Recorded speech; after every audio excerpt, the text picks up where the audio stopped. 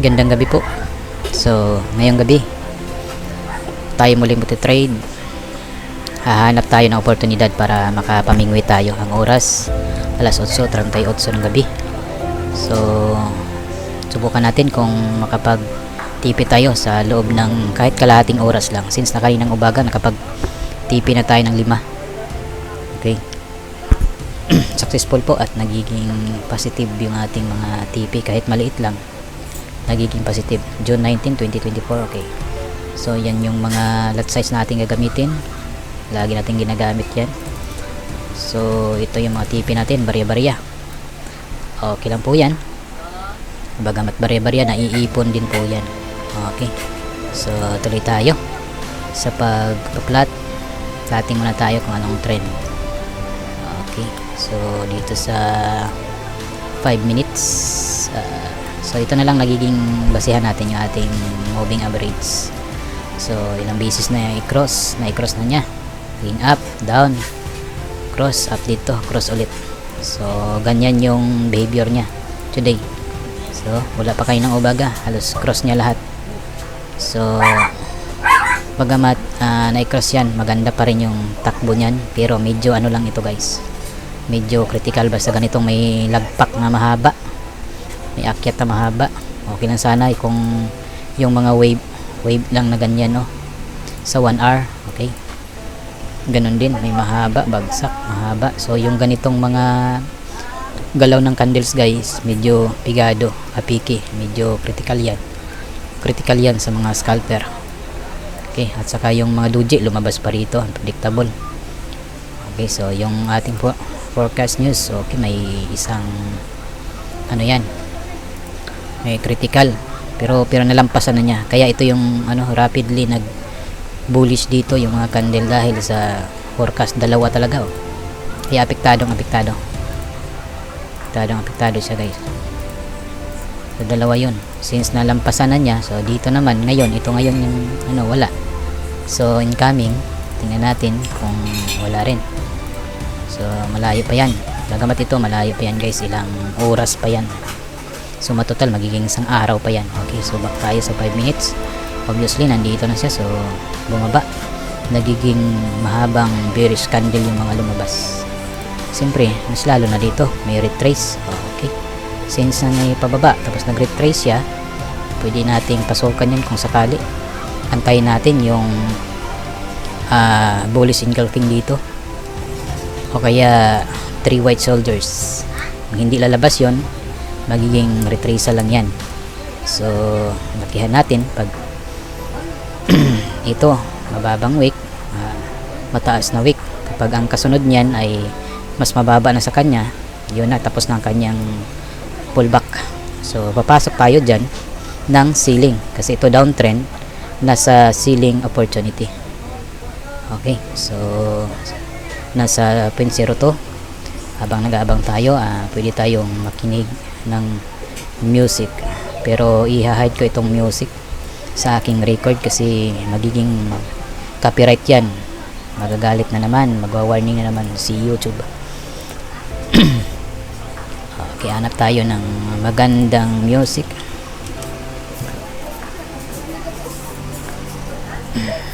Pang personal background. So ito kasi guys talaga yung aking pampakalma, pamparelax.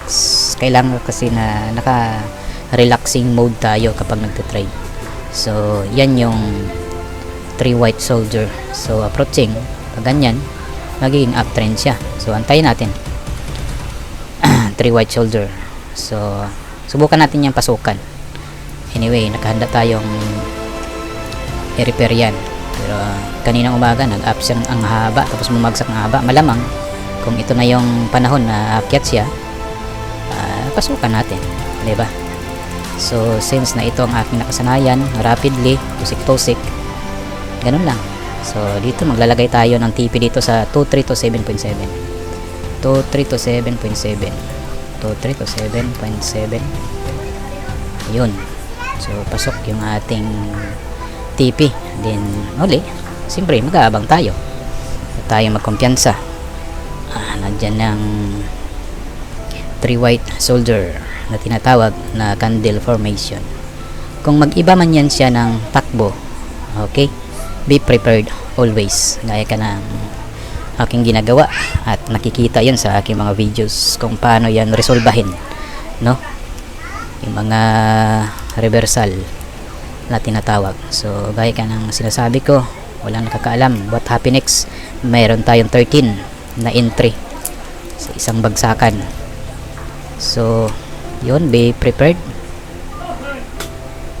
So wag na tayong mag-antay ng ano pang mangyari. Okay, mayroong delayed system. Tuloy pa rin, antayin pa rin natin kahit may delayed yan. Yun, 376.72. Kasi dito guys, nakikita nyo, ito yung wick, sunod yan, pero may mababang wick na lumabas.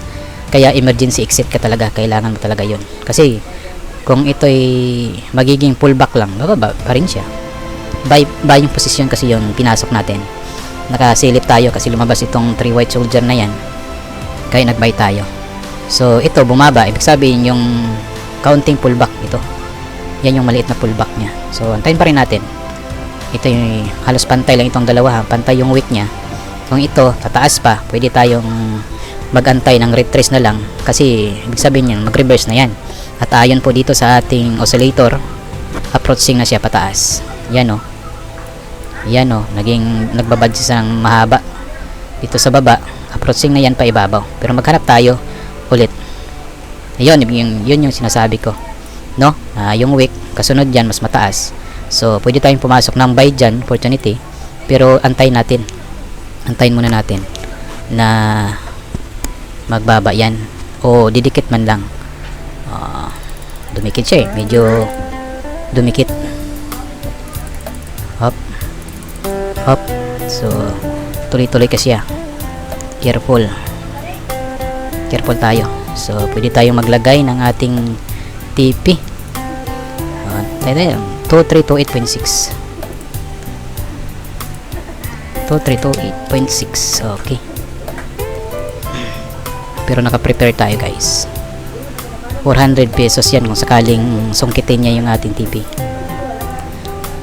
So naka-5 TP na kayo ng umaga. So tutuloy natin yung ating trading plan. Uli, tatarget lang tayo ng 5 hanggang 5 ngayong gabi. Okay, so prepare for closing. Prepare for closing. Ayan yung wick, ito magkasunod. Pumasok tayo kasi yung magkasunod na pataas na wick, pero may baba dito. Kung sakali man na mag pullback siya dito guys, antayin pa rin natin. Patuloy tayo sa pag-abang. Buying position pa rin tayo. Buying position lang tayo kasi ang haba ng binagsak niya rito. Sa ganito talagang aakyat yan, di ba? Parang ayaw niyang pahuli. Okay, kapag mag-prepare, mag-aiming tayo, nagiging red siya. So dito careful, napakalapit sa negative. Huwag muna malapit sa negative. Anyway, nakapag-set na tayo ng ating TP, take profit. So yung ating SL, once again, inuulit ko, nasa dulo lang ng ating daliri. Ibig sabihin, pwede tayong emergency exit. Pero resolbahin natin sapagkat yung income nasa positive figures. Yun yung ating resolbahin. Naka 300 na tayo kanina. Okay, sige, naka 300 na tayo kanina eh. Careful tayo rito sa ganitong galaw, sa ganyang galaw.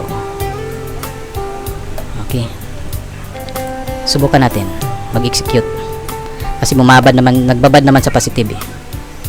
Tingnan natin, medyo delayed ngayon position, medyo delayed. So tayo lang natin yan guys, malamang nag-close na yan, nakapag-execute na yan.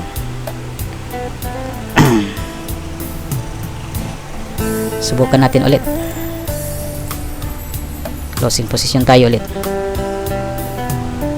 Pero based sa aking experience guys, executed na yan, close na yan, nag-close na yan, nag-close na yan. Bagamat may technical error yan, nag na yan.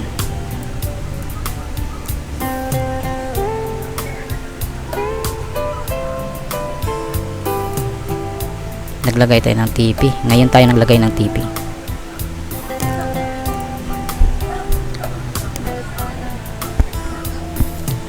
Hina kasi ng ating internet connection.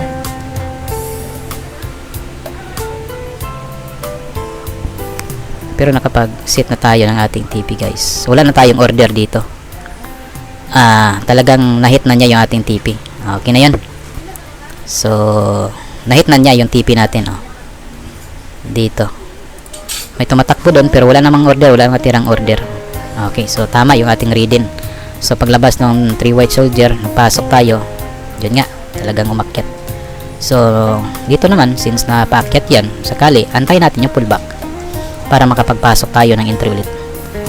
Yung pullback na lang. Magantay tayo, mayroon talagang pullback yan. Pag akyat may mga pullback, diba? Ito yung pullback na sinasabi ko. Yan yung mga bearish candle. Bagamat doji yan, pero yun yung pullback niya. Dito, pullback, may pullback, makyat. So, bumaba. Lumabas ulit kasi yung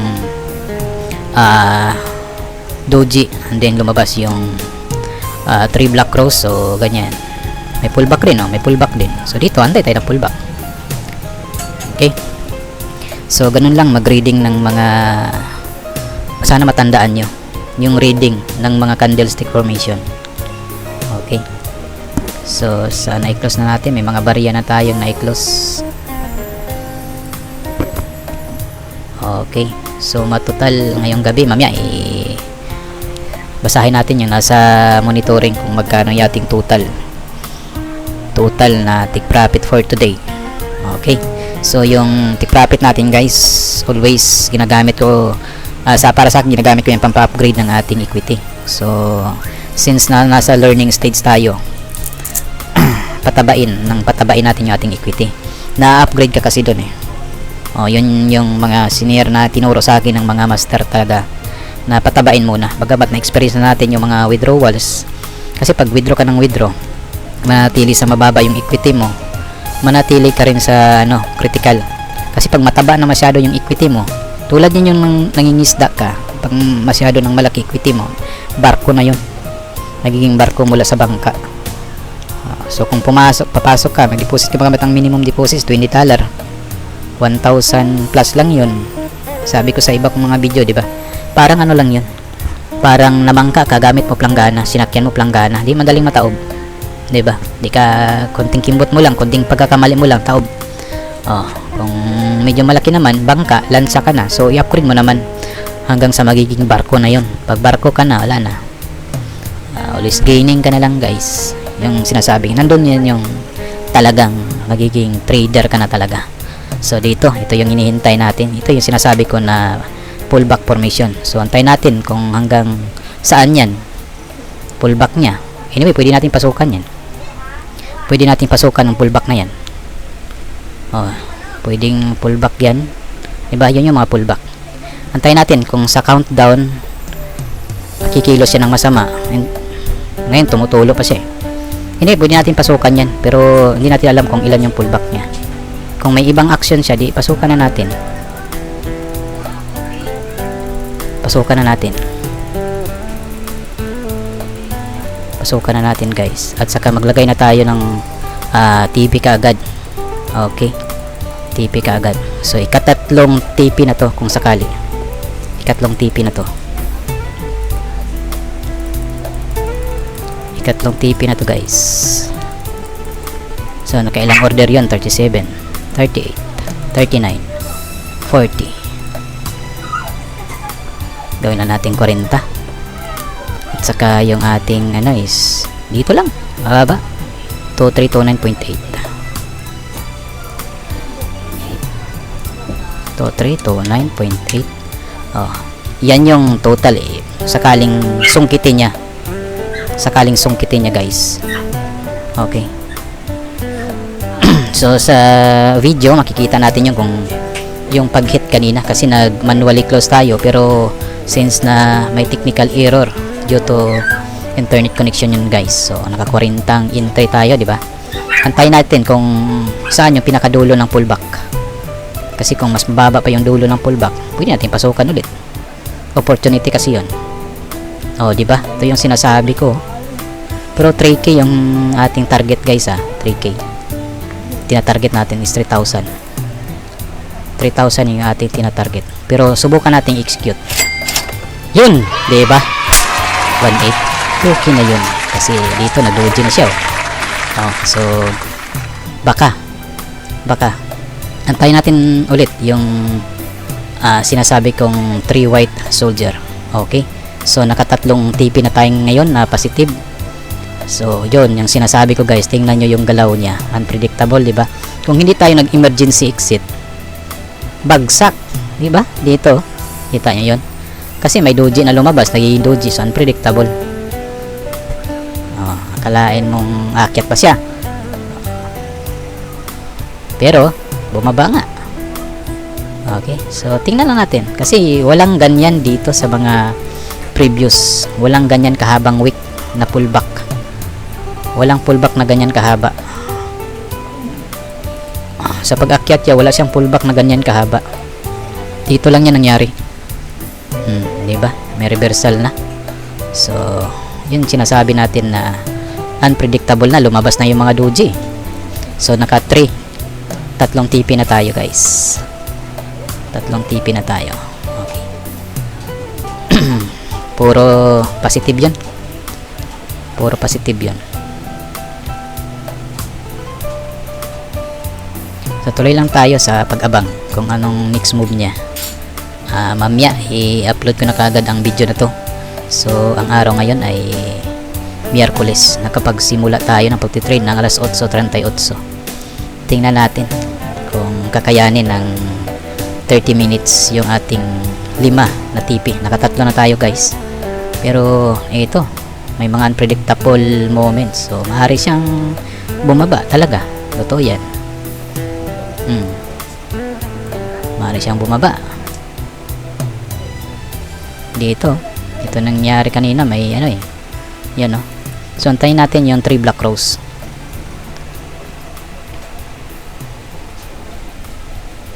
Dito kasi yung 3 white soldier mako-considered na 3 white soldier yan.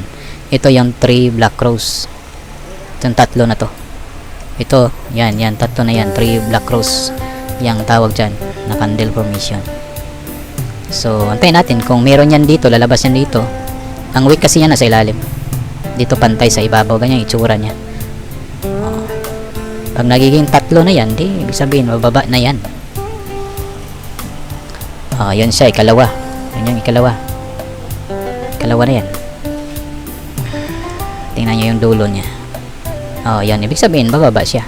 So yun na nga. Yun na nga. Ito na yung pagkakataon. Sayang masyado. May problema sa ating internet connection. May problema sa internet connection natin guys. Ceiling position tayo kasi lumabas na yung 3 black rose. Lagay tayo ng TP 23 to 7.9. 21 interest 23 to 7.9. 400 pesos lang yan kung sakali.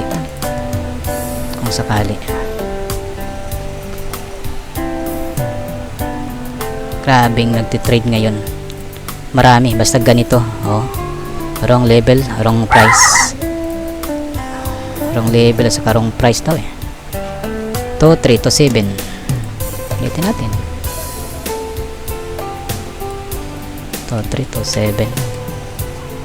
Yun. Pasok. Pero abang pa rin tayo. Kasi yan predictable.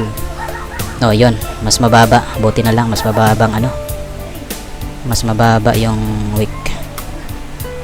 Sige, yung galaw niya kakaiba. Rapidly, marami kasi nagtitrade. Pag ibig sabihin nito, nagtitrade na yung malalaking institusyon, malalaking grupo, yung mga banks, mga countries, ganyan yan. Pag gumalaw na siya na ganito kahaba yung galaw, ganyan kabilis. Yan yung sinasabi guys. Sumali na yung nagsali na yung niyan. So emergency exit pa rin tayo guys. Emergency exit pa 1.15, okay. So yan lang yun. Kasi dahil dito sa tatlong maitim na roses na yan, 3 black rose, mayroong doji, 3 black rose, siyempre positively 99.9% bababa siya. Okay, ganun lang yun. So bumaba nga. Okay, so tuloy-tuloy pa rin tayo guys, no, sa paalala sa ating group chat dyan.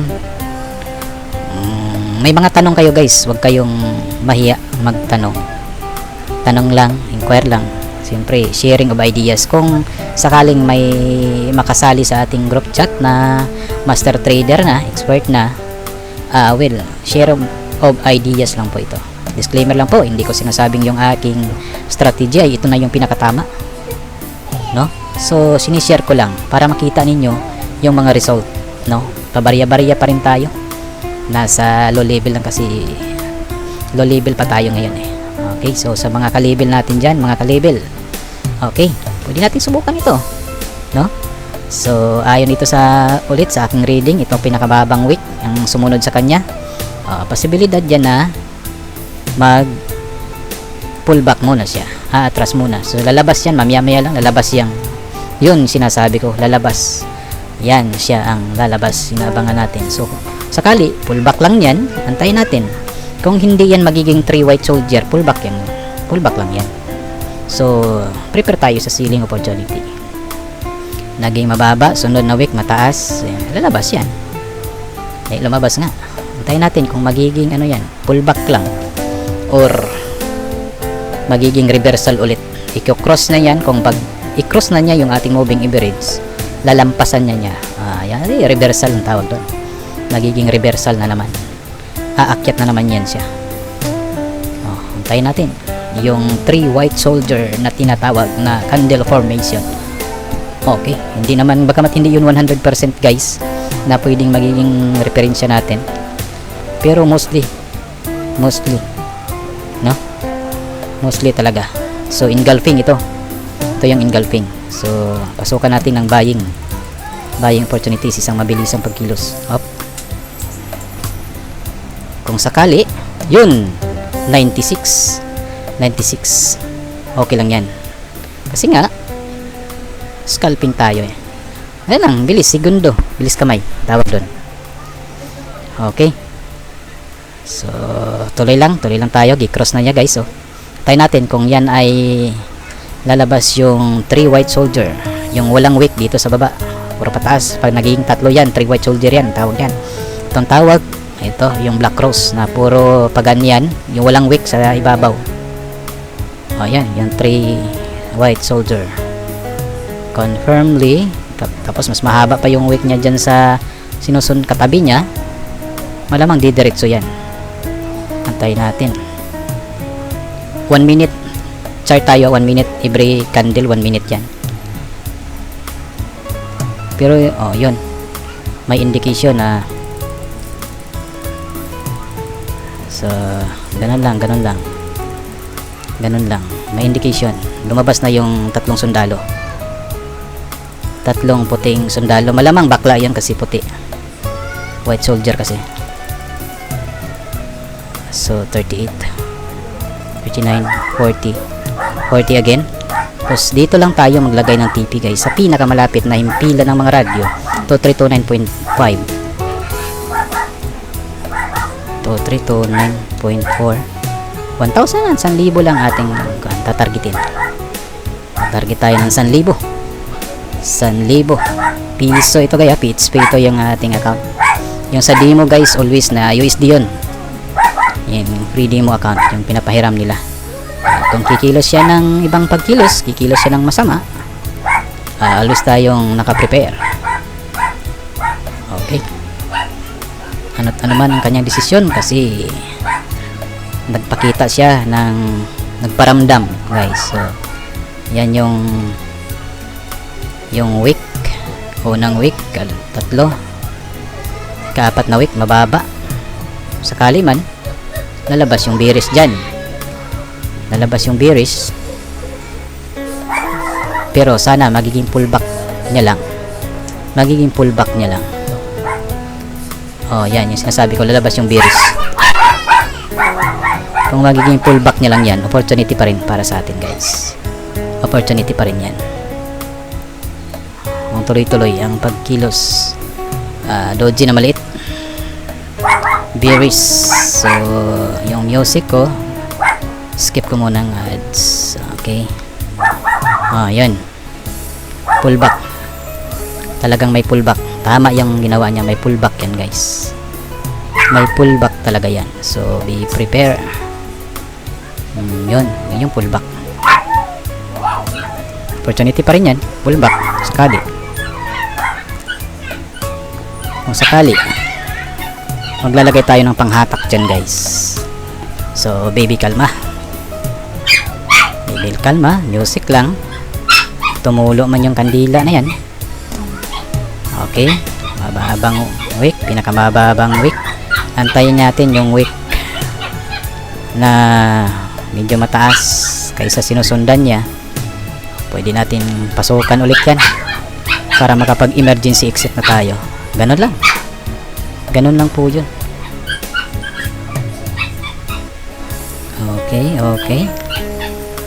Okay. Hintayin natin yan. Kung lalampasan pa niya ito, medyo mababang pullback na. Pero kung hindi na, pasukan natin guys. Pasukan natin. So aiming tayo, aiming. Tingnan natin yung wick. Kung lalampas pa yung wick nito dito, sabihin tutuloy sa baba, magiging 3 block cross siya. Pero kung hindi na, pullback lang yan. Kung hindi na, pullback lang yan. So prepare pa rin tayo at ano man ang mangyari. Yung machine gun natin guys, machine gun natin guys, baka lumabas yung mga zombie ba. So parang dyan lang hindi niya nilampasan yung wick nito. Yan yung sinasabi ko, papasokan natin yan kapag nag-reverse siya. Gawin natin panghatak ito para ano man ang kanyang gagawin, may panghatak na tayo. Hayaan natin yung ibang negative, hatakin yan at i-convert yan sa positive. Diba? 5 mil. Okay,